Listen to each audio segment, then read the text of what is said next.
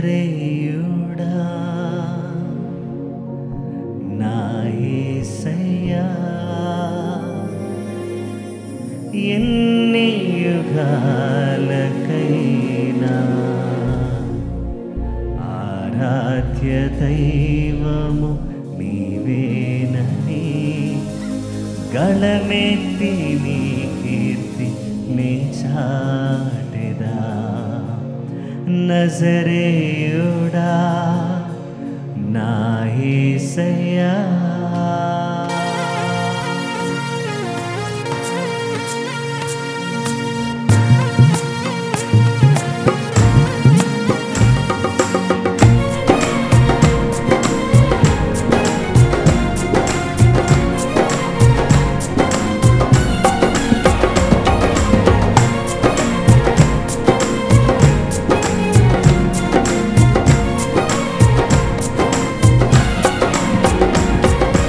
నజరేయుడా నా యేసయ్యా ఎన్ని యుగాలకైనా ఆరాధ్య దైవము నీవేనని గళమెత్తి నీ కీర్తి నే చాటెదా నజరేయుడా నా యేసయ్యా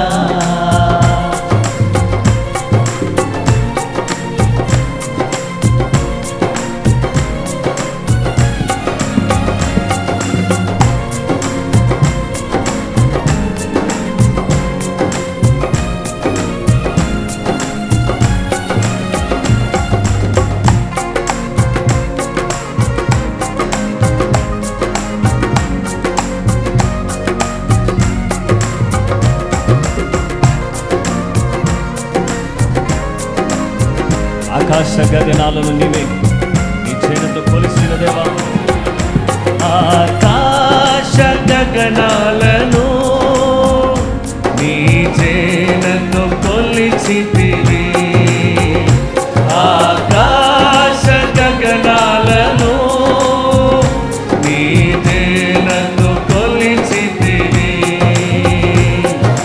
శూన్యములో ఈ భూమిని ప్రేలాడదీసిన నా యేసయ్యా శూన్యములో ఈ భూమిని ప్రేలాడదీసిన నా యేసయ్యా నీకే వందనం నీకే వందనం నీకే వందనం నీకే వందనం నజరేయుడా నా యేసయ్యా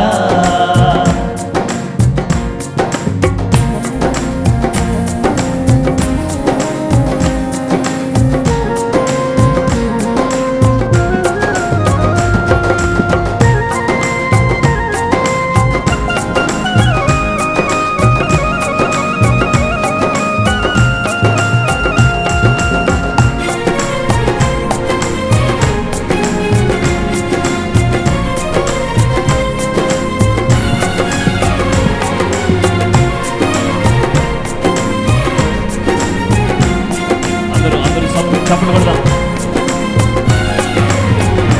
ఆగాధ సముద్రాలకు నీవే ఎల్లను వేసితివి ఆగాధ సముద్రాలకు నీవే ఎల్లను వేసితివి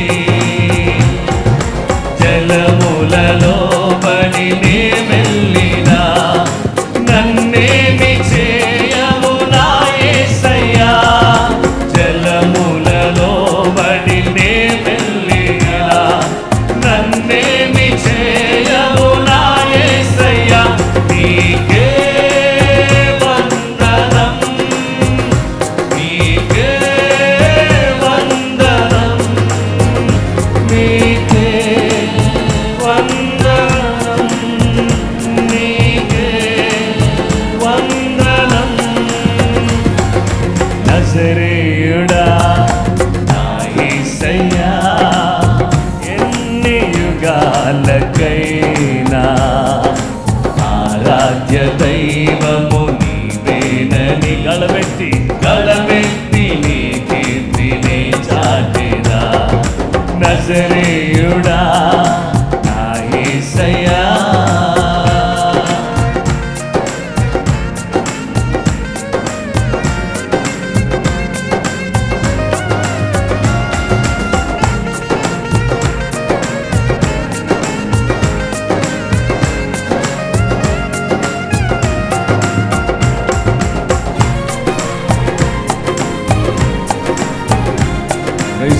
hallelujah.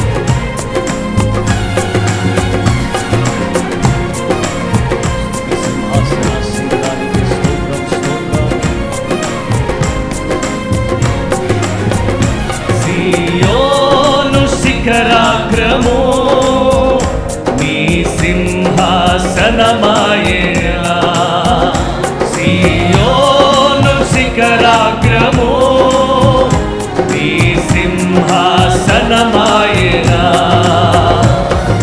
సియోనులో నిన్ను చూడాలని ఆశతో ఉన్నాను నా యేసయ్యా, సియోనులో నిన్ను చూడాలని ఆశతో ఉన్నాను నా యేసయ్యా, నీకే వందనం, నీకే వందనం, నీకే వందనం, నీకే వందనం.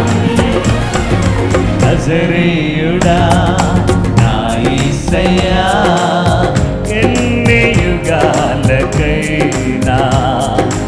ఆరాధ్య దైవము నీవేనని గలమెత్తి నీ కీర్తిని చాటేలా, నజరేయుడా నా యేసయ్యా,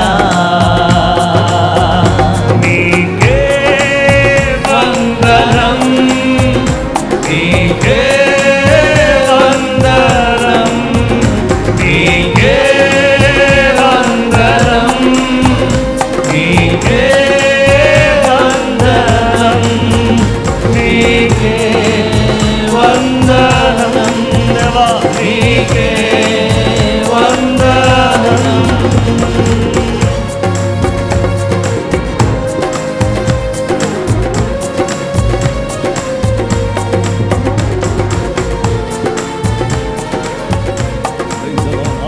దేవానికి స్తోత్రం. ఆమేన్, హల్లెలూయా. నన్ను పిలిచిన దేవా, నన్ను ముట్టిన ప్రభువా, నీవు లేనిదే నేను లేనయా, నన్ను పిలిచిన దేవా, నన్ను ముట్టిన ప్రభువా, నీవు లేనిదే నేను లేనయా, నే జీవించునది నీ కృప, ఎదిగించునది నీ కృప, హెచ్చించునది నీ కృప మాత్రమే, నే జీవించునది నీ కృప, ఎదిగించునది నీ కృప, హెచ్చించునది నీ కృప మాత్రమే, నీ కృపయే కావలెను, నీ కృపయే చాలును, నీ కృప లేకుంటేనే నేనేమీ లేనయ్యా, నీ కృపయే కావలెను, పాడదాం, నీ కృపయే చాలును, నీ కృప లేకుంటేనే నేనేమీ లేనయ్యా యేసయ్యా.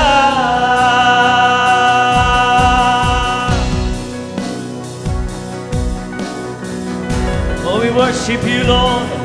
యేసయ్యా, నాకు చాలిన దేవానికి స్తోత్రం. సంగమంతా మీరు ఎక్కడున్నా సరే దేవునికి స్తుతులు జరిగినవ్వండి. ఓ రియామల రమ యేసే,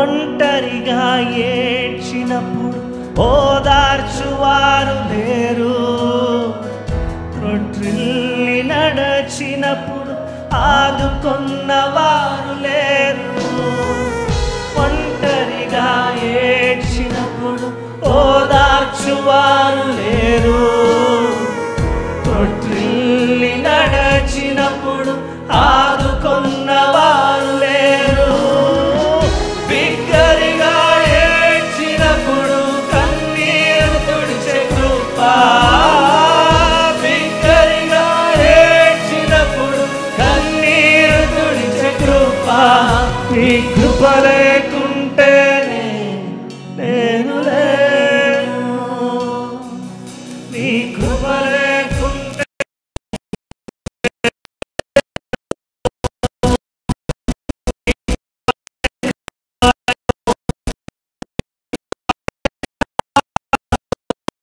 నీ కృప లేకుంటే నేనేమీ లేనయ్యా, నీ కృపయే కావలెను. పడదాం. నీ కృపయే చాలును, నీ కృప లేకుంటే నేనేమీ లేనయ్యా. యేసయ్యా, యేసయ్యా, యేసయ్యా.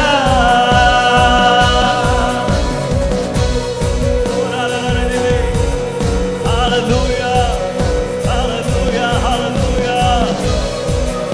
దేవా, నీ కృప లేకుంటే నేనేమీ లేదయ్యా. ఓరియా సెలెలలలలలలే,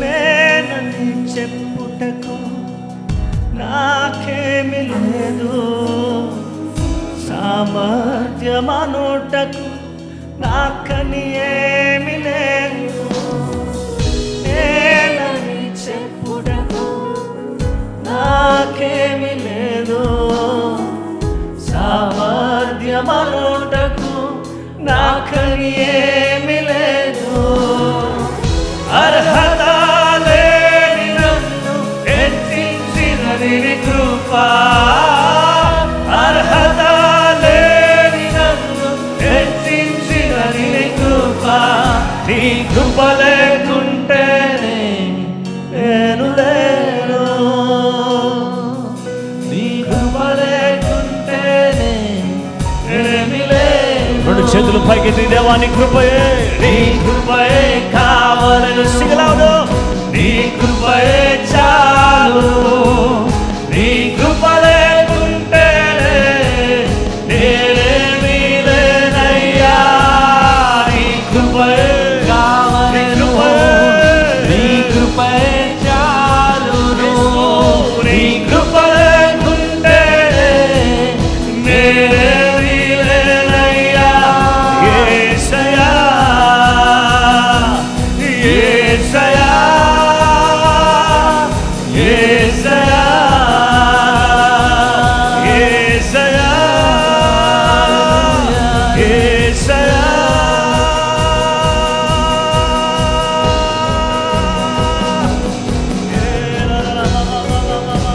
Hallelujah. The worship belongs to you, Master. Oh, gracious Lord.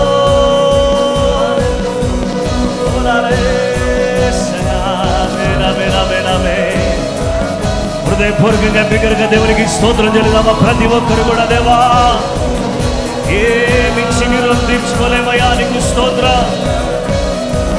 కనికర సంపన్నుడా, నీకు స్తోత్ర.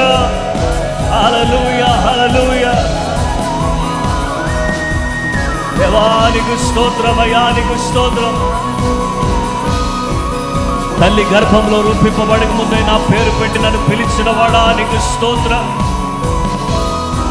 నీ కొరకే మేము జీవించగలుగుటకు సహాయం దయచేయడని రెండు చేతులు పైకెత్తి సంగమంతా ప్రతి ఒక్కరు మీరు ఎక్కడున్నా సరే, we worship you Jesus Lord. Hallelujah, hallelujah.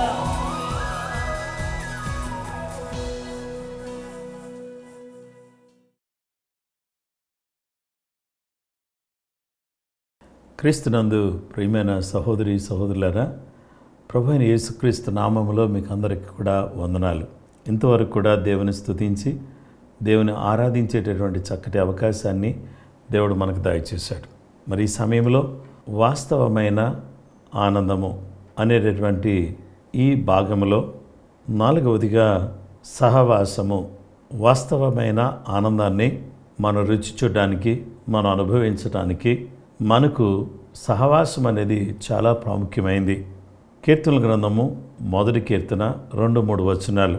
యెహోవా ధర్మశాస్త్రమునందు ఆనందించుచు దివారాత్రము దానిని ధ్యానించువాడు ధన్యుడు. అతడు నీటి కాలువల ఎవరు నాటబడినదై ఆకువాడక తన కాలమందు ఫలమిచ్చి చెట్టు వలె ఉండును. అతడు చేయనదంతయు సఫలమగును. దేవుని వాక్యాన్ని మనం ఆలోచించేస్తే, నా ప్రియమైన సహోదరి సహోదరులారా, దేవుని బిడ్డలమైనటువంటి మనమందరం కూడా ఈ యొక్క కమ్యూనియన్, సహవాసము అనేది దేవుని వాక్యంతో మనము సహవాసాన్ని కలిగినటువంటి వారమై దివారాత్రము దానిని ధ్యానించేవారిగా మనం ఉండాలని దేవుని యొక్క వాక్యం మనకు తెలియజేస్తుంది. కనుక దివారాత్రులు దేవుని వాక్యాన్ని ధ్యానించేవారుగా, దేవుని స్తుతించేవారుగా, దేవుని మహిమపరిచేటటువంటి బిడలంగా మనం ఉండాలని దేవుడు తన యొక్క వాక్యం ద్వారా మనకు తెలియపరుస్తున్నాడు.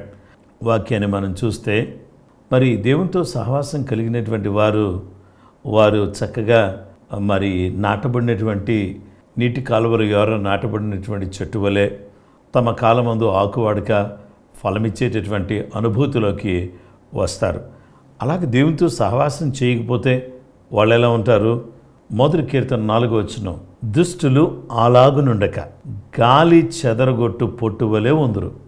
దుష్టులు అనే మాటకు అంటే అవిశ్వాసులు, భక్తి లేని వాళ్ళు, ungodly are not so but are like the chaff which the wind drives away. వారు ఎలా ఉంటారంటే అవిశ్వాసులు, భక్తి లేని వాళ్ళు, దైవికంగా ఉండనటువంటి వారు గాలి చెదరగొట్టు పొట్టువలే ఉంటారు అని వాక్యం చెబుతుంది. న్యాయ విమర్శలో దుష్టులను, నీతిమంతుల సభలో పాపులను నిలవరు. దుష్టులు, పాపులు వీరిద్దరూ కూడా నీతిమంతుల సభల్లో వారు నిలిచేటటువంటి వారిగా ఉండరు అని దేవుని యొక్క వాక్యం మనకు తెలియజేస్తుంది. నీతిమంతుల మార్గం యెహోవాకు తెలియను, దుష్టుల మార్గము నాశనమునకు నడుపును. దుష్టులు ఏ మార్గంలోనైతే నడుస్తున్నారో ఆ మార్గం వారిని నాశనంలోకి నడిపిస్తుందని కీర్తనల 1:6లో మనం చూడవచ్చు. ఈ నాశనానికి నడిపించేటటువంటి ఈ మార్గంలో ఏ ఒక్కరూ కూడా అడుగులు వేయకూడదండి. ఏ ఒక్కరూ కూడా ఆ మార్గంలో మనం వెళ్ళకూడదు అనే విషయాన్ని దేవుడు తన యొక్క వాక్యం ద్వారా మనతో మాట్లాడుచున్నాడు. యోహాను సువార్త 3:16 దేవుడు లోకమును ఎంతో ప్రేమించెను, కాగా ఆయన తన ద్వితీయ కుమారుగా పుట్టిన వాని యందు విశ్వాసముంచు ప్రతివాడును నశింపక నిత్యజీవం పొందినట్లు ఆయనను అనుగ్రహించెను. దేవుడు మనం నశించిపోకూడదని మన కొరకు యేసు ప్రభువారు ఈ భూలోకంలో అనుగ్రహించబడ్డాడు. ఆ అనుగ్రహించబడినటువంటి యేసుక్రీస్తు ప్రభువారి యొక్క దివ్యమైనటువంటి వాక్యంతో మనం ఏం చేయాలంటే సహవాసం చేయాలి. మనము వాక్యంతో సహవాసం చేయాలి. ఆ తర్వాత మనం చేయాల్సినటువంటి రెండవ పని ఏంటంటే తండ్రి అయిన దేవునితోనూ, కుమారుడైన దేవునితోనూ, పరిశుద్ధాత్మ దేవునితోనూ మనము సహవాసం చేయాలి.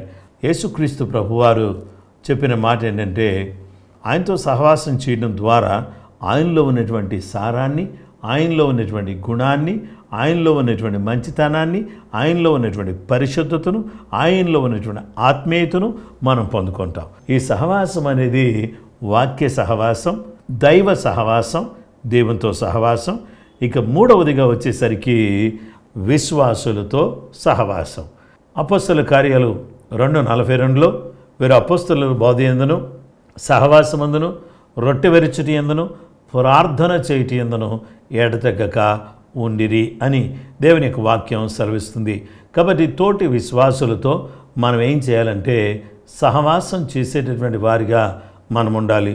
ఆ తరువాత ప్రార్థన సహవాసం. ప్రార్థనలో దేవునితో సహవాసం చేస్తూ, దేవుని స్తుతిస్తూ, దేవుని మహిమపరుస్తూ, దేవుని మహిమార్థమై మనం ఈ లోకంలో జీవించవలసినటువంటి బిడలంగా మనమున్నాం. అలాగూ జీవించటానికి, అలాగూ బ్రతకటానికి దేవుని పిల్లలమైనటువంటి మనమందరం కూడా ముందుకు వెళ్ళాలి అనేదే ఈ దినాన్న మనం నేర్చుకుంటున్నటువంటి గొప్ప సత్యం. సహవాసము అనేది మన జీవితానికి వికాసము లాంటిది. జీవితానికి వికాసం కావాలి అంటే సహవాసం కావాలి. సహవాసం సరిగా లేకపోతే సహవాస దోషం ద్వారా ఎందరో పాడైపోయిన వాళ్ళు ఉన్నారు, ఎందరో దిగజారిపోయిన వాళ్ళు ఉన్నారు, సహవాసము లేక నష్టపోయిన వాళ్ళు ఉన్నారు, సహవాసము లేక ఎదగలేని వాళ్ళు ఉన్నారు, సహవాసము లేక వారి జీవితాల్లో దిగజారిపోయినటువంటి పరిస్థితిలో ఉన్న వాళ్ళు ఉన్నారు కదా. అయితే ఈరోజు మనందరికి కూడా ఏం కావాలి? వాక్య సహవాసం కావాలి, దైవ సహవాసం కావాలి, దేవుని బిడ్డలారా విశ్వాసుల సహవాసం కావాలి.